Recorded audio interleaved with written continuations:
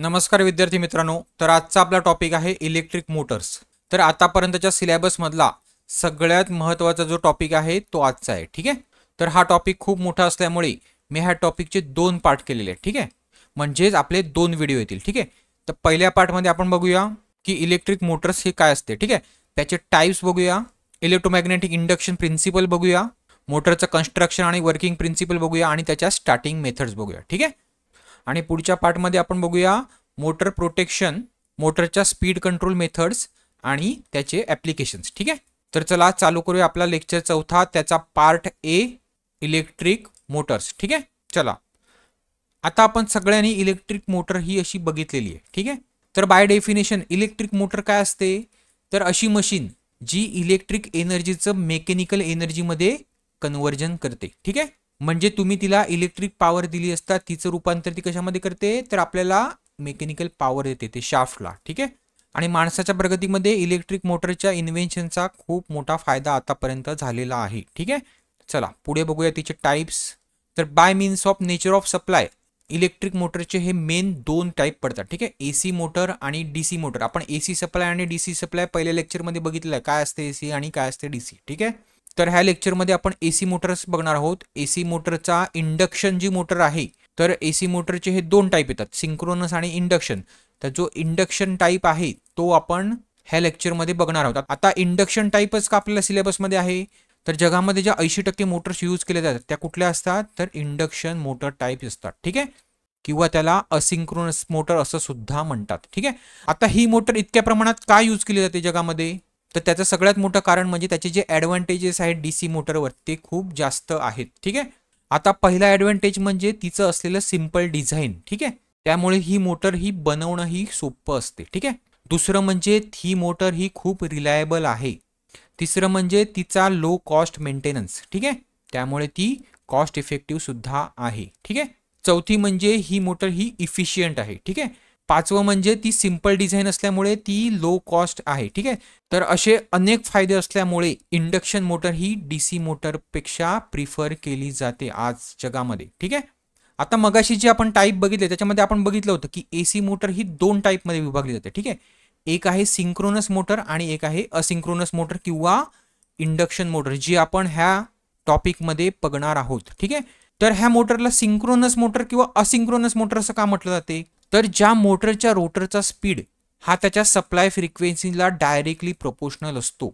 म्हणजे काय, तर जेव्हा तुम्ही ह्या मोटरला सप्लाय देणार तेव्हा त्याच्या स्टेटरमध्ये एक सिंक्रोनस रिव्हॉल्विंग मॅग्नेटिक फील्ड हे तयार होते। ठीक आहे, आणि त्या रिव्हॉल्विंग मॅग्नेटिक फील्डचा जो स्पीड आहे तो स्पीड आणि ह्याच्या रोटरचा स्पीड हा एकच असतो, म्हणजे ते एकमेकाला लॉक होऊन फिरत असतात। ठीक आहे, त्यामुळे त्याला सिंक्रोनस स्पीड किंवा सिंक्रोनस मोटर असं म्हणतात। ठीक आहे, आता असिंक्रोनस इंडक्शन मोटरमध्ये काय होते, तर जो हा रोटरचा स्पीड आहे तो ह्या सिंक्रोनस स्पीडपेक्षा हा मागे पडतो। ठीक आहे, किंवा कमी असतो, म्हणजेच तो असिंक्रोनस असतो, म्हणून त्याला काय म्हणतात, तर असिंक्रोनस मोटर असं म्हणतात। आता मी तुम्हाला हे व्यवस्थित सांगणार आहे की सिंक्रोनस स्पीड काय असतो, स्टेटर काय असते, रोटर काय असते, सगळं आपण बघूया, पण फक्त दोघांमधला फरक काय असतो हे सांगण्यासाठी मी तुम्हाला सांगितलं। ठीक आहे, तर चला पुढे। आता आपण मागे बघितल्याप्रमाणे by nature of supply electric मोटरचे कुठले 2 टाइप पडतात, तर एसी आणि डीसी, बरोबर आहे। आणि एसीचे कुठले पडतात, तर सिंक्रोनस मोटर आणि असिंक्रोनस मोटर म्हणजे इंडक्शन मोटर। ठीक आहे, तर आता आपण इंडक्शन मोटर काय असते ते अजून डीप मध्ये बघूया। ठीक आहे, तर इन जनरल मोटरचा जो रोटेटिंग पार्ट असतो म्हणजे जो फिरणारा भाग असतो त्याच्यामध्ये इलेक्ट्रिक पॉवरचं हे मेकॅनिकल पॉवरमध्ये रूपांतर होत असते। ठीक आहे, तर डीसी मोटरमध्ये काय केलं जाते, तर डीसी मोटरच्या रोटरला हा ब्रशेसच्या मार्फत एक्सटर्नली हा सप्लाय दिला जातो। ठीक आहे, रोटरला ह्याचाच अर्थ काय केलं जाते, तर रोटरला ही डायरेक्ट पॉवर ही कंडक्ट केली जाते, म्हणून डीसी मोटरला काय म्हणतात, तर कंडक्शन मोटर म्हणतात। ठीक आहे, पण इंडक्शन मोटरमध्ये तसं नाही। ठीक आहे, इंडक्शन मोटरमध्ये रोटरला फिरवण्यासाठी कुठलाही एक्सटर्नल सप्लाय दिला जात नाही। तर तो रोटरमध्ये कसा तयार होतो सप्लाय आणि तो रोटर कसा फिरतो, तर मोटरच्या स्टेटरला जेव्हा तुम्ही सप्लाय देतात तेव्हा स्टेटरच्या वाइंडिंगमुळे त्याच्यामध्ये एक मॅग्नेटिक फील्ड तयार होते। ठीक आहे, आणि इलेक्ट्रिक इंडक्शनच्या माध्यमातून रोटरमध्ये हे करंट तयार होते आणि त्या तयार झालेल्या करंटमुळे हा रोटर हा फिरतो। आता आपण हे व्यवस्थित पुढे बघणार आहोत की काय होते आणि काय नाही। ठीक आहे, याचा अर्थ इथे काय होते, तर पॉवरचं इलेक्ट्रिक इंडक्शन होते। ठीक आहे, म्हणजे इंडक्शनने पॉवर ही ट्रान्सफर होते, ठीक आहे. त्यामुळे हिला काय म्हणतात, तर इंडक्शन मोटर असं म्हणतात. आता ह्या मोटरचे त्याच्या इनपुट सप्लाय नुसार हे दोन टाईप महत्वाचे पडतात, सिंगल फेज इंडक्शन मोटर आणि 3 फेज इंडक्शन मोटर. आता 3 फेज आणि सिंगल फेज काय असतो सप्लाय ते आपण पहिल्या लेक्चरमध्ये बघितलंय, ठीक आहे. तर सुरुवातीला आपण बघणार आहोत की 3 फेज किंवा पॉलीफेज इंडक्शन मोटर काय असते, तिचं कन्स्ट्रक्शन काय असते, तिचं वर्किंग काय असते, ठीक आहे. आणि नंतर सिंगल फेज मोटर बघूया आणि नंतर ह्या मोटरच्या स्टार्टिंग मेथड्स काय आहेत त्या सुद्धा बघूया, ठीक आहे.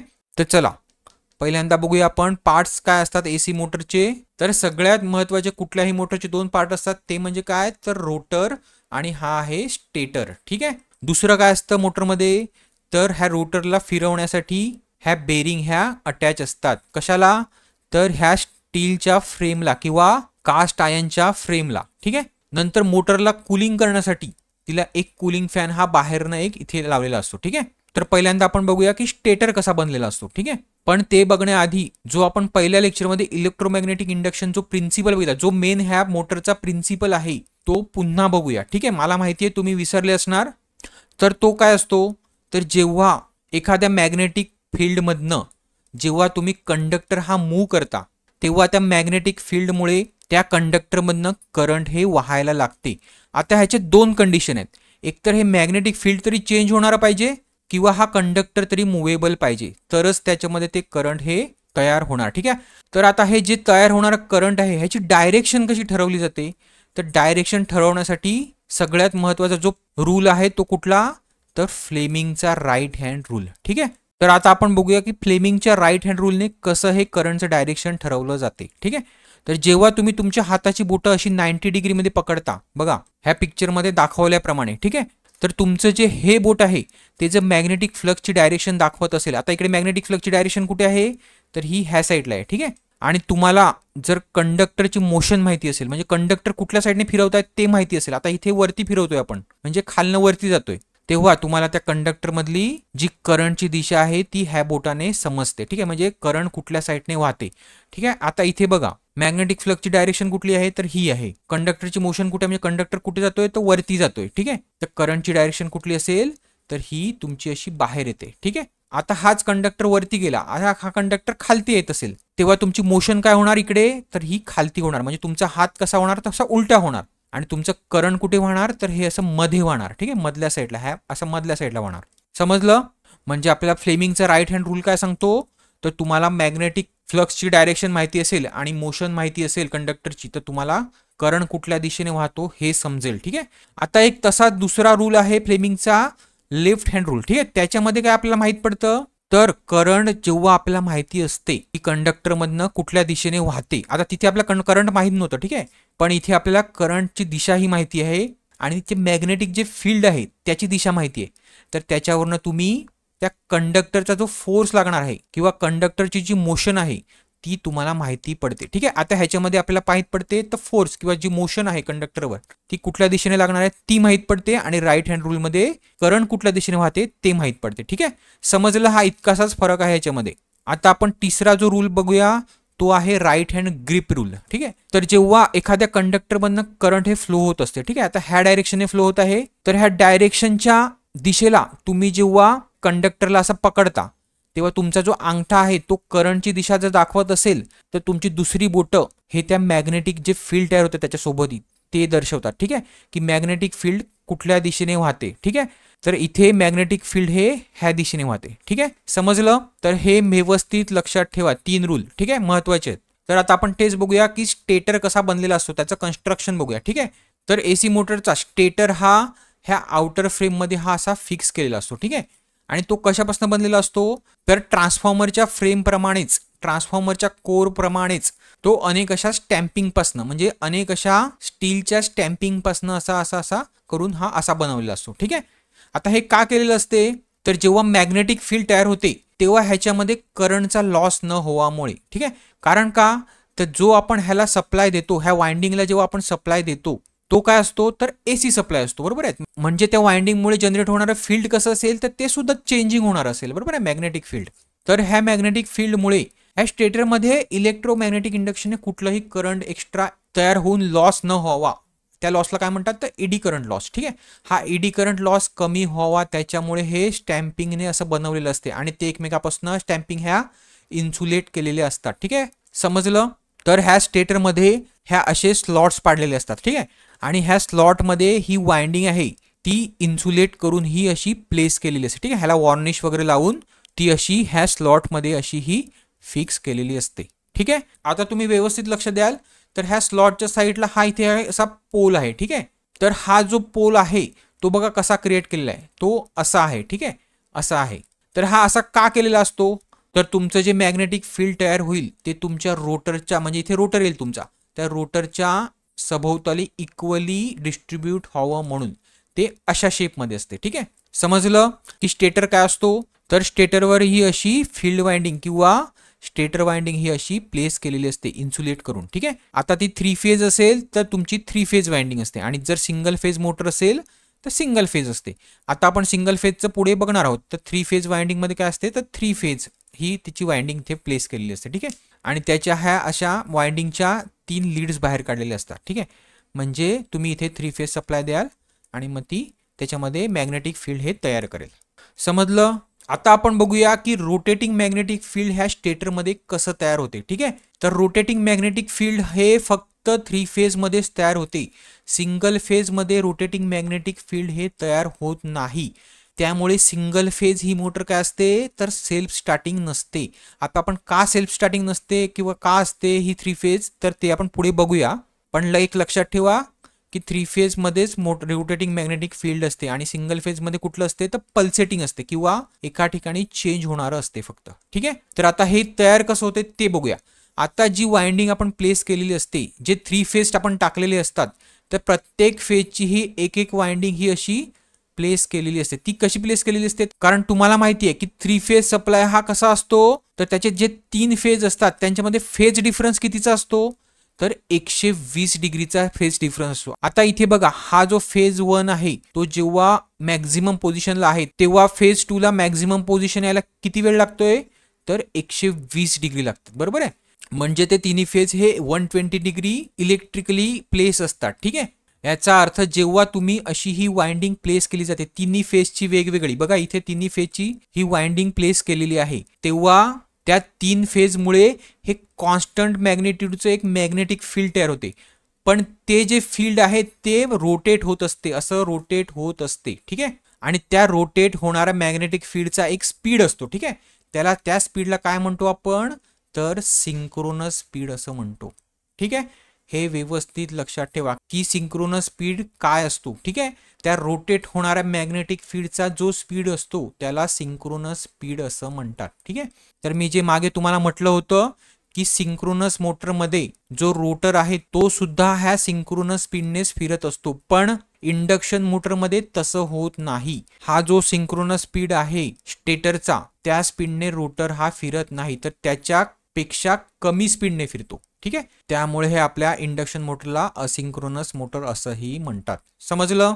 आता आपण बघितल्याप्रमाणे जेव्हा आपण स्टेटरला सप्लाय देतो तेव्हा त्या स्टेटरमध्ये सिंक्रोनस स्पीडने एक मॅग्नेटिक फील्ड फिरत असते. बरोबर आहे, तर हे कशाच्या प्रमाणात असते हे सिंक्रोनस स्पीड तर तुमचं जे इनपुट पॉवर आहे त्याची जी फ्रिक्वेन्सी आहे त्या फ्रिक्वेन्सीशी प्रोपोर्शनल असते. ठीक आहे, आता फ्रिक्वेन्सी म्हणजे काय असते तर number of cycle per second. ठीक आहे, आता सायकल काय असते तर ही आहे तुमची एक सायकल. ठीक आहे, आता तुम्हाला माहिती आहे एसी पॉवर ही अल्टरनेटिंगली चेंज होत असते. बरोबर आहे, तर एका सेकंदामध्ये अशा किती सायकल तयार होतात त्याला म्हणतात फ्रिक्वेन्सी. ठीक आहे, ही किती असते फ्रिक्वेन्सी तर 50 हर्ट्स असते. आपल्या इंडियामध्ये ही 50 हर्ट्स असते. ठीक आहे, म्हणजे 50 हर्ट्सने पॉवर ही ट्रान्समिट केली जाते. हे आपण मागे बघितलेलं आहे. ठीक आहे, आता मी तुम्हाला मागे सांगितलं होतं की सिंक्रोनस जो स्पीड आहे तुमचा तर तो कसा काढला जातो तर तो ह्या सूत्राने काढला जातो. ठीक आहे, 120F/P म्हणजे सिंक्रोनस स्पीड बरोबर 120 गुणिले फ्रिक्वेन्सी छेद की पोल किती आहेत. आता हे पोल काय असतात ते सुद्धा मी मगाशी तुम्हाला सांगितलं. ठीक आहे, तर आता तुम्हाला समजलं असेल की सिंक्रोनस स्पीड हा फ्रिक्वेन्सीवर डिपेंडेबल असतो आणि पोलच्या संख्येवर पण डिपेंडेबल असतो. म्हणजे सिंक्रोनस स्पीड हा कोण कंट्रोल करतंय तर फ्रिक्वेन्सी आणि स्टेटर पोल्स जे आहेत पोल्स बनत आहेत ते कंट्रोल करतात. ठीक आहे. आता हे आपण पुढच्या लेक्चरमध्ये जे स्पीड कंट्रोल बघणार आहोत मोटरचं, ते कसं केलं जाते, तर हे फ्रिक्वेन्सी आणि ह्या पोल कंट्रोल करून केलं जाते. ते टाईप जे आहेत ते आपण पुढे बघणार आहोत. ठीक आहे. पण हे तुम्हाला जस्ट त्याचं इंट्रोडक्शन दिलं. ठीक आहे. आता तुम्हाला स्टेटरमधल्या फील्डचा सिंक्रोनस स्पीड समजला. आता आपण बघूया 3 फेज इंडक्शनमध्ये कुठले कुठले टाईपचे रोटर असतात. ठीक आहे. तर पहिला आहे स्क्विरल केज रोटर आणि दुसरा आहे स्लिप रिंग रोटर किंवा वाउंड रोटर. ठीक आहे. तर हा तुम्हाला पिक्चरमध्ये जो दिसतोय तो स्क्विरल केज रोटर आहे आणि हा स्लिप रिंग रोटर आहे. ठीक आहे. आता हा स्क्विरल केज रोटर ह्याचं कन्स्ट्रक्शन जे असते ते एकदम सिंपल असते. ठीक आहे. तर त्यामध्ये काय केलेलं असते, तर हे रोटर बार किंवा कंडक्टर हे असे प्लेस केलेले असतात पॅरलली. ठीक आहे. आणि ते दोन्ही एंडला असे शॉर्ट केलेले असतात, म्हणजे अशी एंड रिंग लावलेली असते आणि दोन्ही एंडला हे असे शॉर्ट केलेले असतात. आता तुम्ही व्यवस्थित बघाल तर हे थोडे असे क्रॉस लावलेले आहेत. बरोबर आहे. तर का क्रॉस लावलेले असतात, तर हमिंग कमी व्हावं म्हणून. ठीक आहे. हमिंग नॉईज जो असतो तो कमी व्हावा म्हणून.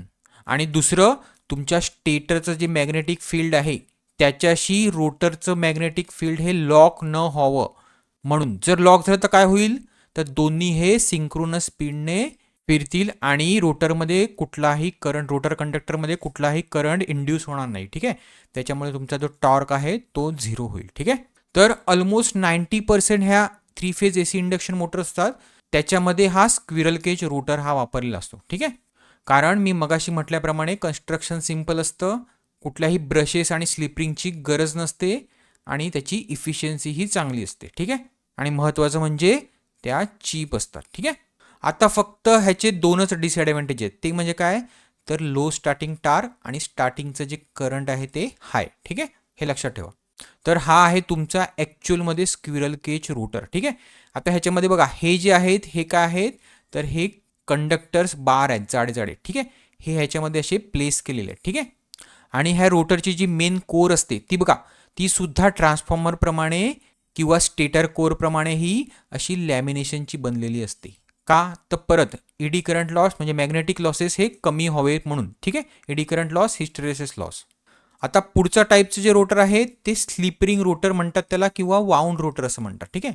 तर ह्या रोटरमध्ये आणि मागच्या रोटरमध्ये काय फरक आहे, तर ह्या रोटरमध्ये वाइंडिंग ही वाइंड केलेली असते. बघा 3 फेज वाइंडिंग ही वाइंड केलेली असते आणि ती प्लेस केलेली असते. ठीक आहे. आता एका साईडला तुम्ही वाइंडिंगची टोकं बघा ही स्टारमध्ये कनेक्टेड आहे. ठीक आहे. आणि दुसऱ्या साईडचे जे 3 टर्मिनल आहेत ते काय केलेले असतात, तर ह्या स्लिप रिंगवर इथे असे आणलेले असतात. ठीक आहे. तर ह्या ज्या रिंग लाईक स्ट्रक्चर आहेत त्याला म्हणतात स्लिप रिंग. ठीक आहे. तर ह्या तुमच्या ह्या मोटरच्या शाफ्टला ह्या अशा तिन्ही कनेक्टेड असतात. ठीक आहे. आणि त्याच्यावरती हे कार्बन ब्रशेस अटॅच असतात, जेणेकरून जे ह्या कंडक्टरमध्ये जनरेट झालेलं करंट आहे ते एक्सटर्नली एका रेजिस्टरला कनेक्टेड असते. बघा एक्सटर्नल रेजिस्टर कनेक्टेड असतो. आता ह्या रोटरला हा एक्सटर्नल रेजिस्टन्स हा स्लिप रिंग मार्फत का कनेक्ट केलेला असतो, तर आपण मागे बघितलं होतं की स्क्विरल केज मोटरमध्ये स्टार्टिंग करंट हे हाय असते. ठीक आहे. आता ते हाय स्टार्टिंग करंटला रिड्यूस करण्यासाठी म्हणून आपण तो रेजिस्टन्स हा एक्सटर्नली हा कनेक्ट केलेला असतो. ठीक आहे. आणि तो कनेक्ट केल्यामुळे आपल्याला जो स्टार्टिंगचा जो टॉर्क हवा आहे, आता टॉर्क म्हणजे काय, तर रोटेशनल फोर्स. ठीक आहे. तर तो ह्याच्यामुळे आपल्याला जास्त भेटतो. ठीक आहे, स्टार्टिंगला. तर बघा त्याने इथे तेच ॲडव्हान्टेज दिलं आहे की हाय स्टार्टिंग टॉर्क. आणि डिसएडव्हान्टेज काय आहे, तर रोटर रेजिस्टन्स ॲड केल्यामुळे ती मोटर काय होते, तर लेस इफिशियंट होते, कॉस्टली पण होते, कारण एवढं सगळे असेंब्ली लावायला लागते. ठीक आहे. आणि तिचं कन्स्ट्रक्शनसुद्धा थोडं कॉम्प्लिकेटेड आहे. बघा तुम्हाला वाइंडिंग लागणार, स्लिप रिंग्स लागणार, ब्रशेस लागणार, त्यामुळे हे कॉम्प्लिकेटेड डिझाईन आहे. ठीक आहे. समजलं. चला पुढे. तर हे बघा असं दिसते तुमचं स्लिप रिंग किंवा वाउंड रोटर. ठीक आहे. ही वाइंड केलेली असते आणि ह्या 3 अशा स्लिप रिंग्स आणलेल्या असतात. ठीक आहे. आता ही ह्या पिक्चरमध्ये दाखवलं आहे ती स्लिप रिंगची अरेंजमेंट. बघा ही स्लिप रिंग ही कशावर माउंट असते, तर शाफ्ट असतो इथे. बरोबर आहे.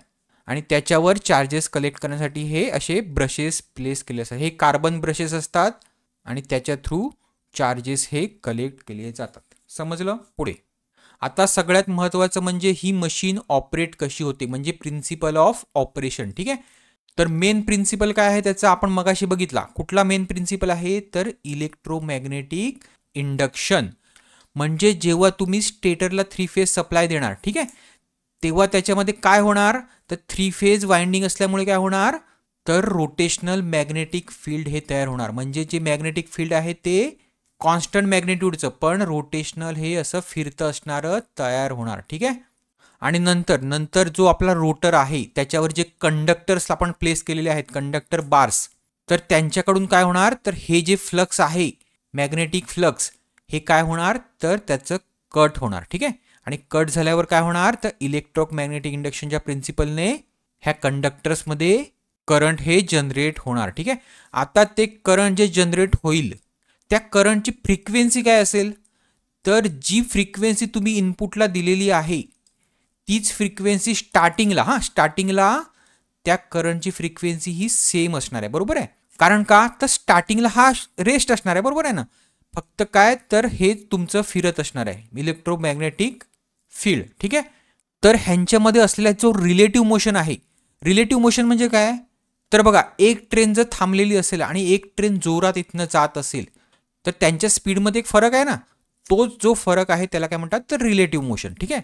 तर ह्या रिलेटिव्ह मोशनमुळे जे हे स्टेडी कंडक्टर्स आहेत ते काय करतात, तर मॅक्झिमम जो फ्लक्स असणार जो कडनं पळत असणार, ठीक आहे, तो ह्याच्याकडनं कट करतो. ठीक आहे. त्यामुळे काय होते, तर करंट हे ह्याच्यामध्ये प्रोड्यूस होते त्या कंडक्टरमध्ये. आता करंट जनरेट झाल्यानंतर आता इथे जो कंडक्टर असेल, ठीक आहे, एन पोलच्या समोर, एन कडनं एस कडे काय होते, तर मॅग्नेटिक फील्ड हे वाहत असते. बरोबर आहे.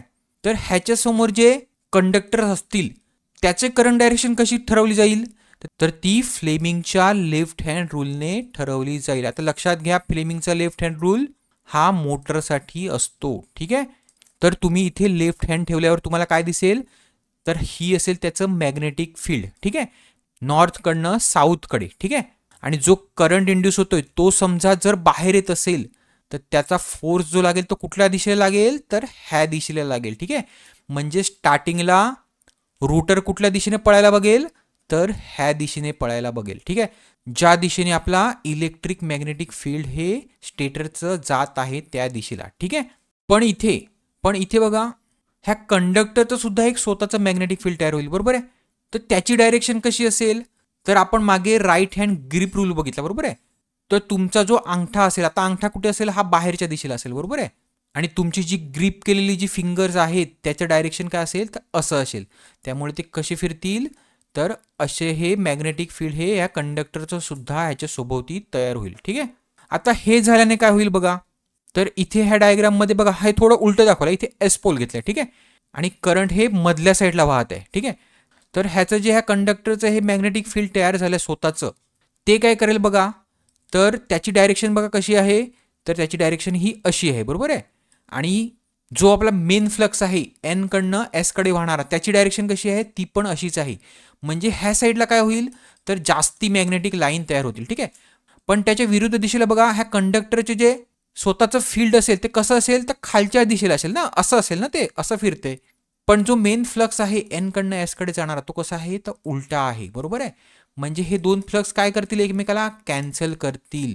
ह्याचा अर्थ इथे काय होईल बघा, इथे बघा ह्या डायग्राममध्ये बघा, तर एका साईडला ह्या फ्लक्सच्या लाईनी ह्या मॅग्नेटिक फ्लक्सच्या जास्त होतील. त्यामुळे काय होईल, तर ह्या कंडक्टरला कुठल्या साईडला पुश भेटेल, तर ह्या साईडला पुश भेटेल. बरोबर आहे. आणि त्याच पुशला काय म्हणायचं, तर टॉर्क म्हणायचं. ठीक आहे. Rotational force. समजलं. म्हणजे तुमचा रोटर कंडक्टर हा सुद्धा किंवा रोटर हा सुद्धा जो स्टेटरचा मॅग्नेटिक फील्ड आहे त्याच्याच दिशेने पळायला लागेल. पण तो त्याचा स्पीड मॅच करेल का, तर नाही. आपण मागे बघितलंय, जर दोघांचा स्पीड ही एकच झाला तर काय होईल, तर ह्या कंडक्टरकडनं कुठलीच कटिंग होणार नाही. बरोबर आहे ना. आता हे तुम्हाला मी एका सिंपल भाषेत सांगतो. ठीक आहे. हे तुमचं टरबूज आहे. ठीक आहे. किंवा कलिंगड आहे. ठीक आहे. आणि हा तुमचा चाकू आहे. बरोबर आहे. तर अजूम करा की टरबूज म्हणजे तुमचं मॅग्नेटिक फील्ड आहे. ठीक आहे. आणि चाकू म्हणजे तुमचा कंडक्टर आहे. ठीक आहे. आता हे टरबूज कधी कापलं जाईल, जेव्हा ह्या चाकूने ह्या टरबूजाला कापणार तेव्हा, किंवा हे टरबूज ह्या चाकूवर आपटणार तेव्हा. दोघांपैकी एका कंडिशनलाच हे मॅग्नेटिक फील्ड किंवा हा टरबूज कापला जाईल. बरोबर आहे. पण जर टरबूज आणि चाकू हे एकाच दिशेने आपण पळवले तर ते एकमेकाला कापतील का, तर नाही कापणार. बरोबर आहे. म्हणून जर हा कंडक्टर आणि हा रोटेशनल मॅग्नेटिक फील्ड जर एका स्पीडने जात असतील तर त्यांच्याकडनं कुठलीही कटिंग ॲक्शन होणार नाही आणि कंडक्टरमध्ये कुठलाही करंट इंड्यूस होणार नाही आणि त्यामुळे रोटर हा फिरणार नाही. समजलं? तर रोटरला रोटेट होण्यासाठी नेहमी सिंक्रोनस जो स्पीड आहे आपला त्याच्यापेक्षा त्याचा स्पीड हा कमी असला पाहिजे. ठीक आहे. आता इथे बघा परत घोड्याचं एक्झाम्पल दाखवलं आहे की रोटेटिंग मॅग्नेटिक फील्डचं रोटर हे पिछा करत आहे. ठीक आहे. समजलं मला काय म्हणायचं आहे? तर बघा त्याने इथे तेच सांगितलं, जर दोन्ही स्पीड एकच झाले तर रोटर हा तुमचा रोटेट होणार नाही. ठीक आहे. आणि जर रोटरचा स्पीड तुम्ही एक्सटर्नली वाढवला तर तो काय होईल, तर तो जनरेटर होईल. ठीक आहे. समजलं? आता हे बघा हे आहे सिंक्रोनस स्पीड. आपण मागे बघितलं सिंक्रोनस स्पीड काढण्याचं सूत्र 120 इंटू जी सप्लायची फ्रिक्वेन्सी आहे ती छेद तुमचे पोल. ठीक आहे. समजलं? आता रोटर कसा फिरतो इंडक्शन मोटरमध्ये. आता आपण बघूया स्लीप काय असते. ठीक आहे. इंडक्शन मोटरमध्ये स्लीप काय असते. तर जो सिंक्रोनस स्पीड आहे, जो मॅग्नेटिक फील्ड जे स्टेटरकडनं फिरत आहे त्याचा जो स्पीड आहे वजा जो आपला रोटरचा स्पीड आहे, तो रोटरचा स्पीड कमी असतो. बरोबर आहे ना. मग तो रोटरचा स्पीड ह्यांची जो वजाबाकी करून जो रिलेटिव्ह स्पीड आहे किंवा जो डिफरन्स आहे त्यांचा, त्याला काय म्हणतात, तर स्लीप स्पीड असं म्हणतात. ठीक आहे. आता स्लीप जी आहे स्लीप ती कशी मेजर केली जाते, कोणाच्या विथ रिस्पेक्ट टू घेतली जाते, तर सिंक्रोनस स्पीडच्या ती पटीमध्ये घेतली जाते. म्हणजे सिंक्रोनस स्पीडच्या किती पटीमध्ये स्लीप आहे, स्लीप स्पीड आहे सॉरी, तर तो म्हणजे काय झालं तुमची, तर स्लीप झाली. आणि स्लीप ही नेहमी काय करतात, तर पर्सेंटेजमध्ये घेतात. ठीक आहे. आणि पर्सेंटेज स्लीप करायचं असेल तर तुम्हाला 100ने त्याला मल्टिप्लाय करायचं आहे. ठीक आहे. समजलं स्लीप म्हणजे काय, तर दोन्ही स्पीडमधला हा फरक, रोटर आणि स्टेटरचा जो मॅग्नेटिक फील्ड फिरते सिंक्रोनस स्पीड त्याच्यातला फरक. ठीक आहे. आणि तो कोणाच्या विथ रिस्पेक्ट टू मध्ये, तर सिंक्रोनस स्पीडच्या किती पटीमध्ये आहे तो. ठीक आहे. समजलं? आता स्लीप कधी 0 असेल, तर जेव्हा सिंक्रोनस स्पीड आणि जो रोटरचा स्पीड आहे तो जेव्हा इक्वल असेल तेव्हा स्लीप ही 0 असेल. म्हणजे जर रोटर हे सिंक्रोनस स्पीडने धावायला लागलं, म्हणजे सिंक्रोनस स्पीडच्या बरोबरीने पळायला लागलं, तर काय होणार, तर स्लीप ही आपली 0 होणार. ठीक आहे. आणि स्लीप 1 कधी असणार, तर जेव्हा आपला रोटर स्टेडी असणार आहे. बरोबर आहे. तर स्टेडी कधी असतो, तर जेव्हा स्टार्टिंगला, ठीक आहे, एकदम स्टार्टिंगला काय असणार आहे, तर रोटर आपला स्टेडी असणार आहे. फक्त काय, तर रोटेशनल मॅग्नेटिक फील्ड किंवा सिंक्रोनस स्पीड हा फक्त असणार आहे. बरोबर आहे. आणि त्यामुळे आपलं स्लीप काय असणार आहे, तर 1 असणार आहे. बरोबर आहे ना. बघा NS वजा NR म्हणजे काय, तर रोटर स्पीड किती, तर 0 छेद NS म्हणजे काय, तर हे गेलं काय होणार, तर 1 ही तुमची स्लीप भेटणार. ठीक आहे. तर हे लक्षात ठेवा, तुम्हाला लक्षात ठेवायचं आहे स्लीप कधी 1 असते, स्लीप कधी 0 असते. हे असे प्रश्न बनले जातात. ठीक आहे. किंवा तुम्हाला त्या सूत्रावरनं रोटरचा स्पीड काढायला सांगतील किंवा रोटरची फ्रिक्वेन्सी ही सुद्धा काढायला येऊ शकते. ठीक आहे. आता अजून एक लक्षात ठेवा, मी सांगायचं राहिलं की स्लीप ही 0 ते 1च्या मध्येच असते नेहमी. ठीक आहे. आणि मोटरच्या स्टार्टिंगला काय असते, तर मी तुम्हाला मागे सांगितलं होतं की मोटरच्या स्टार्टिंगला जी सप्लायची फ्रिक्वेन्सी आणि रोटरची फ्रिक्वेन्सी ही काय असते, तर समान असते. ठीक आहे. पण जेव्हा रोटर रोटेट व्हायला लागतो तेव्हा काय असते, तर रोटरची जी फ्रिक्वेन्सी आहे ती स्लीप गुणिले काय असते, तर सप्लाय फ्रिक्वेन्सी, म्हणजे स्लीप त्याला मल्टिप्लाय होते. ठीक आहे. समजलं? तर हे एक लक्षात ठेवा की रोटरची फ्रिक्वेन्सी ही मोटर स्टार्ट झाल्यानंतर त्याच्या स्लीपच्या पटीत असते. ठीक आहे. तर इथे बघा, इथे तेच सांगितलं आहे. तर हा तुम्ही सप्लाय फ्रिक्वेन्सी इथे गेल्यावर काय होईल, तर ह्या स्लीपला मल्टिप्लाय होईल. ठीक आहे. समजलं? तर हे का मी तुम्हाला स्लीप्स वगैरे सगळं सांगितलं, तर ह्याच्यावर काही सोपे न्यूमेरिकल्स येतात. ठीक आहे. आता ते न्यूमेरिकल्स काय आहेत ते सुद्धा मी तुम्हाला दाखवतो. ठीक आहे. आता त्याने इथे काय सांगितलं आहे, तर 8 पोलची मोटर आहे. ठीक आहे. म्हणजे पोल तुम्हाला दिलेले आहेत. ठीक आहे. आणि त्याची फ्रिक्वेन्सी काय आहे, 50 हर्ट्ज आहे. सप्लाय फ्रिक्वेन्सी काय आहे, तर 50 हर्ट्ज दिलेली आहे. रोटरची फ्रिक्वेन्सी काय दिलेली आहे, तर 1.5 दिलेली आहे. ठीक आहे. 1.5 हर्ट्ज. ठीक आहे. तर त्याने विचारलं आपल्याला की रोटरचा स्पीड काय असेल. ठीक आहे. रोटरचा स्पीड काय असेल आणि स्लीप काय असेल. ठीक आहे. तर तुम्हाला माहिती आहे की रोटरचा जी फ्रिक्वेन्सी असते ती काय असते, तर स्लीप आणि जी इनपुट सप्लायची फ्रिक्वेन्सी असते त्याचा गुणाकार असतो. बरोबर आहे. आता इनपुट सप्लायची फ्रिक्वेन्सी किती आहे, 50 आहे. स्लीप काय आहे ती आपल्याला काढायची आहे. बरोबर आहे. आणि रोटरची फ्रिक्वेन्सी किती आहे, तर 1.5 आहे. बरोबर आहे. म्हणजे स्लीप काय होणार, तर 1.5 छेद 50, ठीक आहे. आणि ती तुम्ही मल्टिप्लिकेशन केलं तर किती होणार, तर 0.03, ठीक आहे. समजलं स्लिप कशी काढायची. आणि जो रोटरचा स्पीड आहे तो तुम्ही कसा काढणार, तर एस बरोबर एन एस वजा एन आर म्हणजे रोटरचा स्पीड छेद स्टेटरचा स्पीड, ठीक आहे. आता तुम्ही हे जेव्हा इथे नेणार आणि त्याच्यातनं हा एन एस परत इथे नेऊन वजा करणार, तेव्हा तुम्हाला हे असं सूत्र भेटणार, ठीक आहे. काय, तर एन आर बरोबर 1 मायनस एस कौसामध्ये आणि इंटू एन एस, ठीक आहे. तर तुम्हाला स्टेटरचा स्पीड माहिती आहे का इथे येता, तर स्टेटरचा स्पीड नाही माहिती. तर स्टेटरचा स्पीड किंवा सिंक्रोनस स्पीड कसा काढतात, तर मी तुम्हाला सांगितलं 120 इंटू एफ छेद पोल, ठीक आहे. पोल किती आहेत ते माहिती आहेत का, तर माहिती आहेत 8 पोल आहेत, ठीक आहे.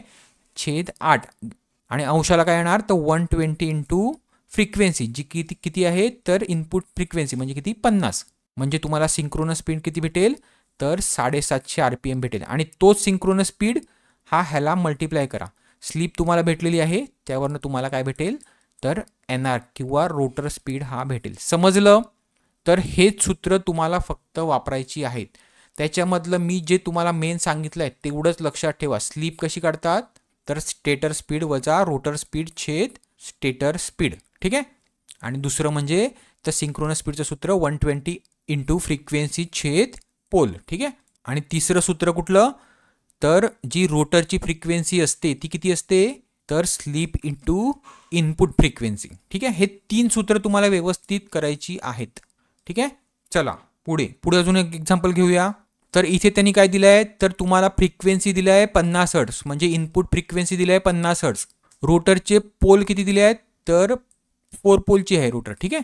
पोल किती दिले आहेत इथे, तर 4 दिलेत, ठीक आहे. तर तुम्हाला काय सांगितलं त्यांनी, सिंक्रोनस स्पीड म्हणजे काय, तर एन एस काढायचं आहे. आणि जो रोटरचा स्पीड आहे तो सांगितला केव्हा, तर जेव्हा स्लिप 3% असेल तेव्हा. आता इथे स्लिप बघा पर्सेंटेजमध्ये दिलेली आहे तुम्हाला, ठीक आहे. आणि तिसरं काय काढायचं आहे, तर फ्रिक्वेन्सी काढायची आहे. कसली, तर रोटरची. केव्हा, तर रोटर जेव्हा 1200 RPM ने पळत असेल तेव्हा, म्हणजे एन तुमचा किती दिलाय त्यांनी, तर 1200 RPM, ठीक आहे. आता तुम्हाला सिंक्रोनस स्पीड किंवा एन एस काढायचं सूत्र माहिती आहे 120 एफ छेद पी. एफ तुम्हाला दिलेला आहे 50 हर्ट्ज, पोल किती आहेत, तर 4. त्याच्यावरनं तुम्हाला काय भेटून जाईल, तर सिंक्रोनस स्पीड हा किती भेटेल तुम्हाला, तर 1500 RPM. परत स्लिप माहिती आहे तुम्हाला, सिंक्रोनस स्पीड माहिती आहे, त्याच्यावरून तुम्ही हा एन म्हणजे रोटरचा स्पीड हा काढू शकता, ठीक आहे. त्यानंतर तुम्हाला जो रोटर फ्रिक्वेन्सी जी काढायची आहे ती कधी काढायची सांगितलं त्यांनी, तर जेव्हा रोटरचा स्पीड 1200 असेल तेव्हा, ठीक आहे. तर तुम्हाला सिंक्रोनस स्पीड माहिती आहे, म्हणजे स्टेटरचा स्पीड हा माहिती आहे ऑलरेडी, ठीक आहे. तुम्ही इथे काढलेला आहे तो टाकायचा आणि रोटरचा स्पीड त्याने जो दिला आहे 1200 तो टाकायचा, ठीक आहे. हा नाही, हा जो इथे काढलाय तो नाही, नवीन जो त्याने दिलेला आहे तो 1200 टाका, म्हणजे तुम्हाला काय भेटेल, तर स्लिप भेटेल, ठीक आहे. आणि ही स्लिप तुमच्या इनपुट फ्रिक्वेन्सी म्हणजे कितीला, तर 50 हर्ट्जला मल्टिप्लाय करा, म्हणजे तुम्हाला रोटरची फ्रिक्वेन्सी ही भेटून जाईल, ठीक आहे. समजलं. फक्त एवढंच आहे, ह्याच्यामध्ये इकडनं तिकडनं फिरव करायची आहे, ठीक आहे. समजलं. पुढे आता ह्या प्रॉब्लेममध्ये पण बघा, तर पोल किती दिले आहेत, तर 4 दिले आहे. फ्रिक्वेन्सी किती दिलं आहे, इनपुट फ्रिक्वेन्सी तर 50 हर्ट्ज दिलं आहे. आणि रोटरची फ्रिक्वेन्सी किती दिली आहे, तर 1.5 हर्ट्ज दिली आहे, ठीक आहे.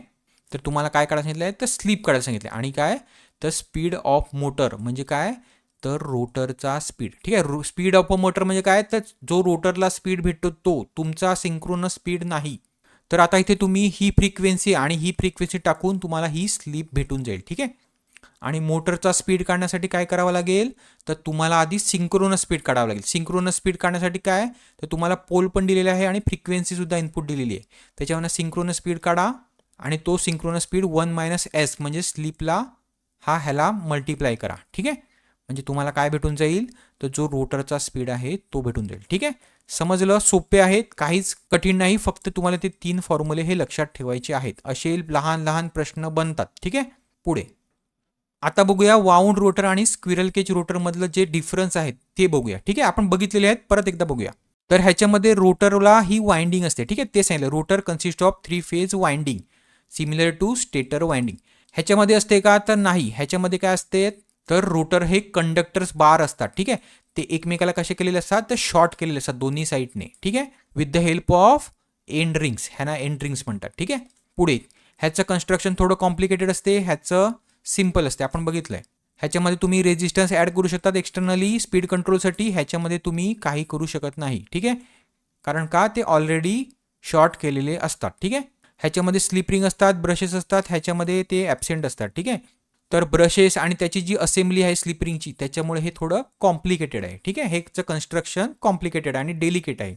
पण ह्याचा जो रोटर असतो तो जाड कंडक्टर्स बार्सने बनलेला असतो, त्याच्यामुळे काय, आणि ते शॉर्ट असतात, त्याच्यामुळे काय, तर कन्स्ट्रक्शन हे रोबस्ट असते आणि मेंटेनन्स फ्री असतो. ठीक आहे, तर वाइंडिंग असल्यामुळे हे कॉस्टली असतो हा, आणि सिम्पल कन्स्ट्रक्शनमुळे हे थोडं चीप असतात मोटर. ठीक आहे, तर मी मागे सांगितल्याप्रमाणे जवळपास 80 ते 95% मोटर्स ह्या स्क्विरल केज टाईपच्या असतात, तर फक्त 5 ते 10% मोटर ह्या इंडस्ट्रीमध्ये स्लिप रिंग यूज केल्या जातात. ठीक आहे, आता ह्याच्यामध्ये तुम्ही मागे बघितलं की एक्सटर्नल रेजिस्टन्स जोडल्यामुळे रोटरला काय होते, तर हाय स्टार्टिंग टॉर्क हा अचीव केला जातो. ठीक आहे, पण ह्याच्यामध्ये तसं नाही, ह्याच्यामध्ये काय, तर स्टार्टिंग ही स्लो असते, त्याच्यामुळे काय, तर मॉडरेट स्टार्टिंग टॉर्क असतो. ठीक आहे, बाकी त्यांनी ते सांगितलं की रोटर रेजिस्टन्स टाकल्यामुळे काय, तर स्पीड कंट्रोल हे सोपं असते. ठीक आहे, आणि ह्याच्यामध्ये रोटर रेजिस्टर नसल्यामुळे काय, तर स्पीड कंट्रोल हे पॉसिबल नसते. ठीक आहे, आता ह्याच्यामध्ये काय, तर कॉपर वाइंडिंग आली, त्याच्यामुळे काय, तर लॉसेस हे वाढतात कॉपरचे. ठीक आहे, आणि ह्याच्यामध्ये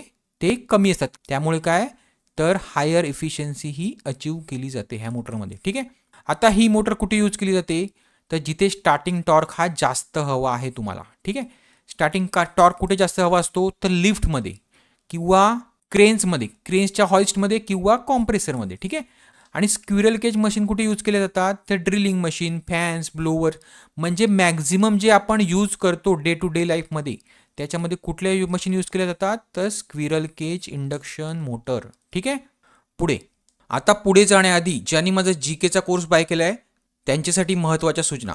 first of all thank you for such a overwhelming support.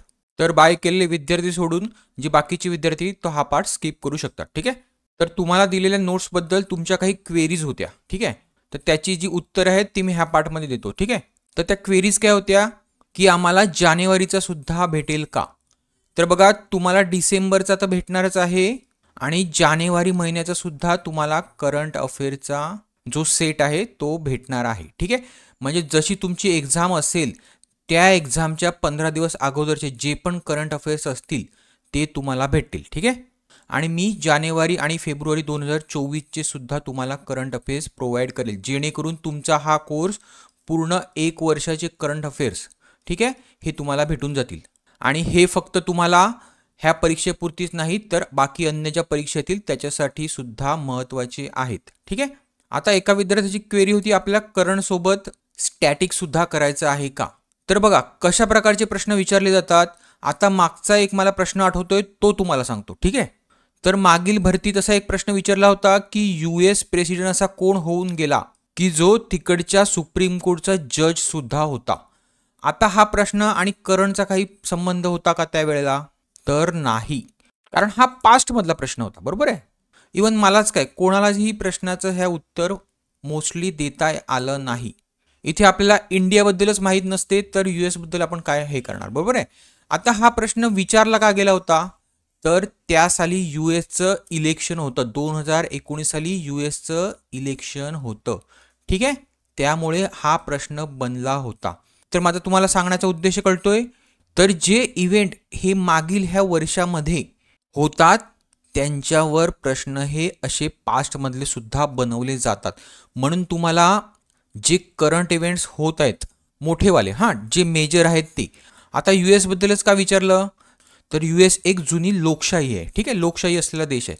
बाकीचे सुद्धा इलेक्शन झाले असतील 2019 साली बाकीच्या स्टेटचे, पण US बद्दल विचारण्याचं कारण हे आहे. ठीक आहे, तर ह्या वर्षात बघा, ह्या वर्षात काय आहे, तर आपलं इंडियन इलेक्शन सुद्धा झालेलं आहे आणि US इलेक्शन सुद्धा झालेलं आहे. आता हे दोन मोठे करंट इव्हेंट आहेत, अजूनही असतील, ते तुम्ही नोट्समध्ये व्यवस्थित बघा. ठीक आहे, आता पुढचा एक प्रश्न तुम्हाला सांगतो. फॉर एक्झाम्पल, ठीक आहे, आता 2023 साली जे काझीरंगा नॅशनल पार्क आहे, काझीरंगा, तिथे एक गज उत्सव म्हणून सेलिब्रेट केला. ठीक आहे, एक उत्सव सेलिब्रेट केला. आता तो इनॉग्रेट करण्यासाठी आपल्या देशाच्या प्रेसिडेंट गेल्या होत्या. तर तुम्हाला असाही प्रश्न बनू शकतो किंवा काही परीक्षेमध्ये असा प्रश्न बनला होता की काझीरंगा नॅशनल पार्क हे कुठल्या राज्यामध्ये आहे. आता बघा, हा तुमचा स्टॅटिक झाला का करंट प्रश्न झाला, तर जे विद्यार्थी हा प्रश्न वाचून गेला नसतील ते विद्यार्थी ह्याला स्टॅटिक कन्सिडर करतील, ठीक आहे. पण हा प्रश्न का बनला होता, तर ह्या पर्टिक्युलर वर्षी हे नॅशनल पार्क हे न्यूजमध्ये होतं कुठल्या तरी ना कुठल्या कारणासाठी. समजलं तुम्हाला मला काय म्हणायचं आहे. आता दुसरा प्रश्न हा US प्रेसिडेंट सोडून, ठीक आहे. दुसरा प्रश्न एक विचारला होता जो मला व्यवस्थित आठवत नाही आहे, पण कुठल्या तरी राज्याने कुठल्या तरी हिरोला त्या राज्याचं ब्रँड अँबॅसेडर केलं होतं, ठीक आहे. म्हणजे हा कुठल्या प्रकारचा प्रश्न झाला, तर पर्सन सेंट्रिक प्रश्न झाला, ठीक आहे. आता ह्या वर्षी युनिसेफ इंडियाने करीना कपूरला नॅशनल ब्रँड अँबॅसेडर म्हणून घोषित केलं आहे, ठीक आहे. तर अशा प्रकारचे जे पर्सनल सेंट्रिक प्रश्न असतात हे खूप महत्त्वाचे आहेत ह्या परीक्षांसाठी, ठीक आहे. समजलं. आता नोट्समध्ये बघा, नोट्समध्ये मी तुम्हाला काही असे प्रश्न आहेत त्याच्यामध्ये अशा ह्या व्हॅल्यूज आहेत, ठीक आहे, न्यूमेरिक व्हॅल्यूज आहेत. तर हा एक थर्मल पॉवर प्लांट आहे, सिंग्रोली थर्मल पॉवर प्लांट. तो NTPCने त्याचं सेटअप करण्यासाठी भारत हेवी इलेक्ट्रिकल्स किंवा भेलला तो सेटअप करण्यासाठी दिला आहे, ठीक आहे. तर तुम्हाला हे नाही विचारलं जाणार की तो किती कॅपॅसिटीचा आहे.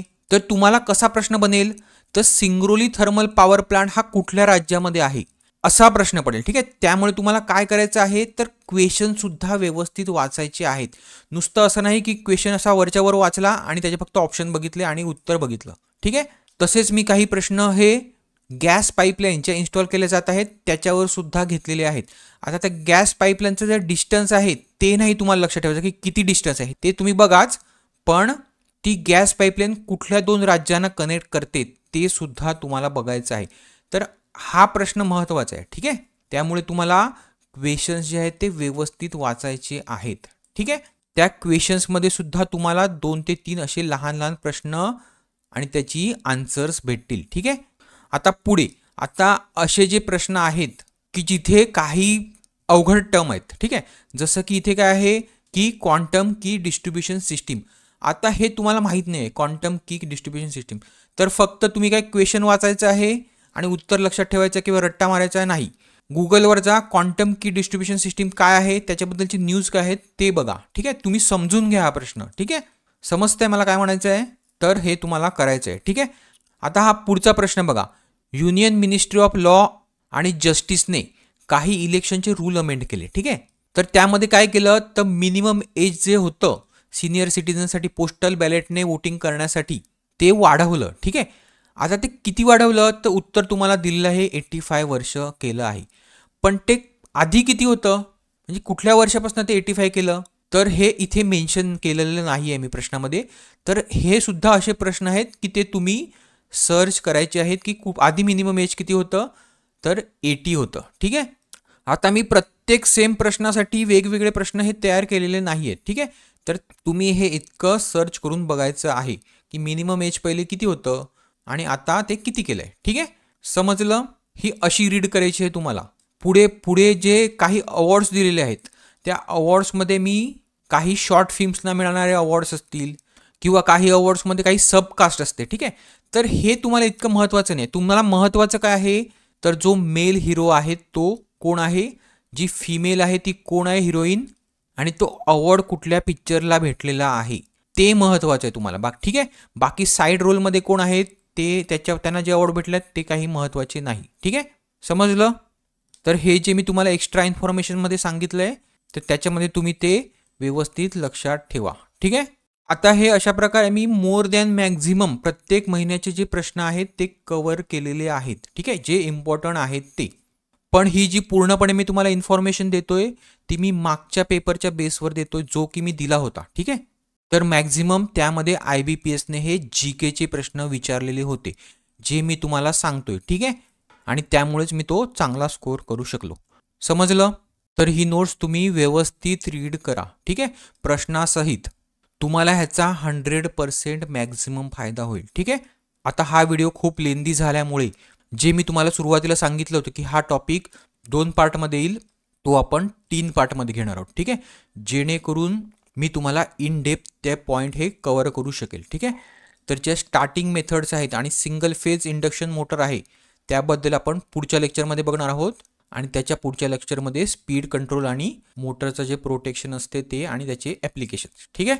समजलं. तर चला, थँक्यू. तुम्हाला जर व्हिडिओ आवडला असेल तर लाईक करायला विसरू नका, शेअर करायला विसरू नका आणि चॅनलला सबस्क्राईब करायला विसरू नका. पुन्हा भेटूया पुढच्या लेक्चरमध्ये, जो असेल आपला दुसरा पार्ट. ठीक आहे.